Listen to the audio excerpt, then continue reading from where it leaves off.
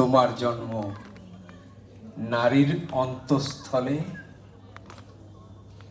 মাতৃদুগ্ধ পান করেছ, দিয়েছে বক্ষে ঠাই, তারা কেন তবে অবহেলিত সুযোগ্য স্থানে নাই।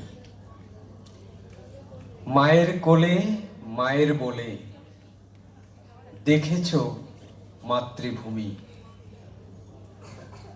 তাদের রেখেছ তাঁবুর আড়ালে, সম্মান বলছো তুমি।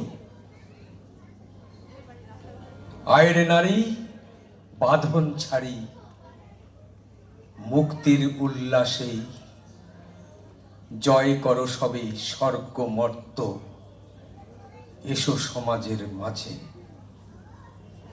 এবার বারংবার স্ত্রীর গর্ভে স্বামীর জন্ম হচ্ছে, আমাদের জন্ম হচ্ছে স্ত্রীর গর্ভে, আমাদের সন্তান সেটা আমারই অংশ, অতএব আমাদেরই জন্ম।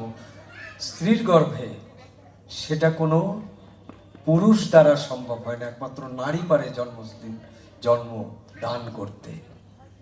এই সারমর্মটা আমি প্রথম আমার মাস্টারমশাই আমার সামনে যে বসে আছেন শ্রদ্ধেয় প্রীতি কুমার রায়চৌধুরী, অধ্যাপক বাংলা বিভাগ, প্রথমে একটু ঘাবড়ে গেছিলাম যে আমার জন্ম স্ত্রীর গর্ভে কি করে হয়।